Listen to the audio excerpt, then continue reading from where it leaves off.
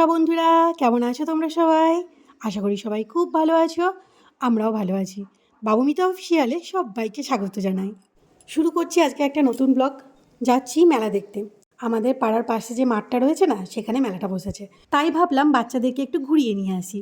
তো রায়া সোনাকে নিয়েছি। রায়া সোনা পাপার বাইকের সামনে বসেই চলে গেছে। ও বেশ ভালোবাসে জানো তো পাপার বাইকের সামনে চাপতে।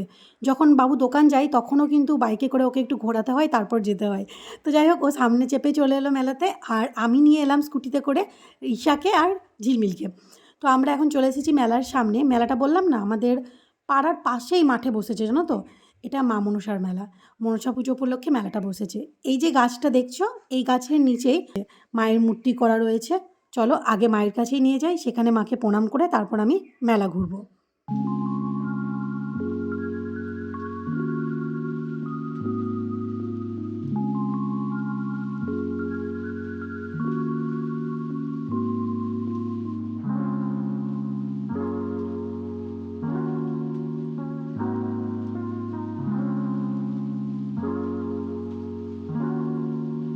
গতকাল থেকে মেলাটা বসেছে। মায়ের পুজো তো সারাদিনই হচ্ছে, সন্ধেবেলাও হয়েছে। আমরা পৌঁছানোর আগে মায়ের পুজোটা হয়ে গেছে, মানে সন্ধ্যা আরতিটা হয়ে গেছে, তাই আমরা দেখতে পাইনি। আর কি জানো তো বন্ধুরা, আমার শোনা কথা যে এই গাছের নিচেই নাকি মায়ের দর্শন পাওয়া যায়, আর স্বপ্নাদেশ পাওয়ার জন্যই কিন্তু এই পুজোটা শুরু হয়। এই মেলাটা এই 17-18 বছর হয়তো হবে, কিংবা তারও কম জানো তো। আর মাঝ মাঠে যেহেতু মেলা, তো রাস্তায় মানে এই যে রাস্তাতে লাইটগুলো দেওয়া রয়েছে যাতে পাশের পাড়ার গ্রাম থেকে মানুষজন এসে দেখে যেতে পারে, সেজন্য।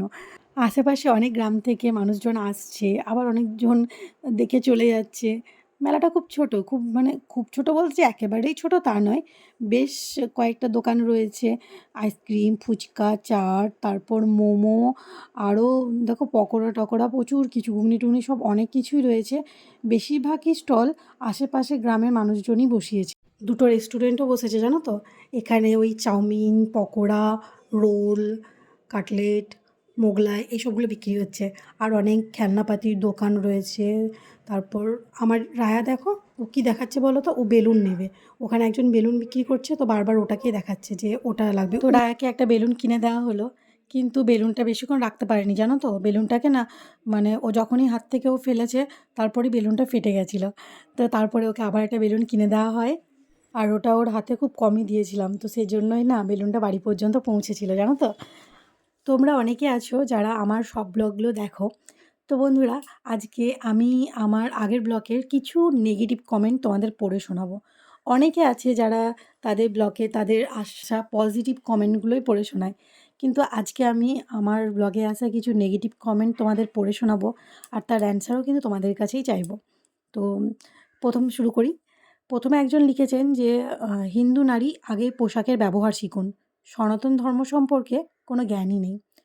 তো বন্ধুরা, আমি তোমাদেরকে জিজ্ঞাসা করছি যে আমার তো এতগুলো ব্লগ রয়েছে, কোনো জায়গায় কি তোমরা দেখেছো যে আমি সেরকম পোশাক পরেছি যেটা হিন্দু ধর্মের বিরুদ্ধে, বা এমন কোনো খারাপ পোশাক পরেছি বা পোশাকের ব্যবহার সম্পর্কে কোনো জ্ঞান নেই এরকম কিছু? আমার পোশাক খুব খারাপ, খুব বাজে?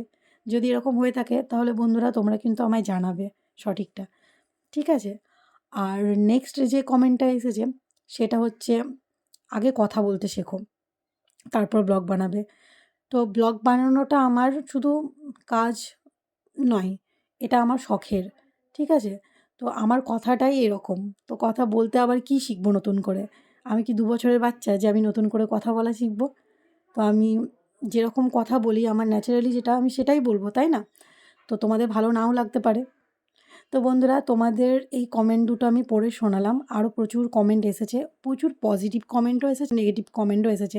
তার মধ্যে আমি তোমাদেরকে দুটো নেগেটিভ কমেন্টও শোনালাম, কারণ পজিটিভ কমেন্ট তো জানোই কেমন আসে, যে তো সচরাচর সবাই শোনাতেই থাকে।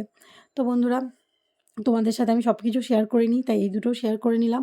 আর আমি তোমাদের কমেন্টের আশায় থাকবো যে তোমরা কী ভাবো আমার সম্পর্কে, অবশ্যই আমাকে জানাবে কমেন্টে।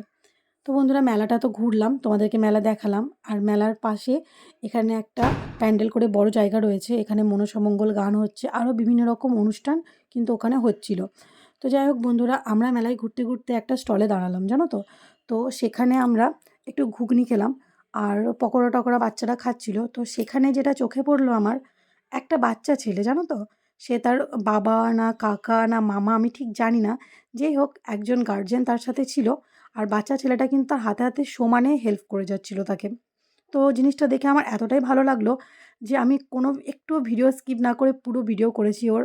তো তোমাদেরকে আমি পুরো ভিডিওটাই দেখাচ্ছি যে সে কীভাবে ঘুগনিটা তুলে সবাইকে দিচ্ছে। তারপর যখন কোনো কাস্টমার জিজ্ঞাসা করছে যে এটা আছে, ওটা আছে, মানে লেবু আছে বা পেঁয়াজ কুচি আছে, স্যালাড আছে।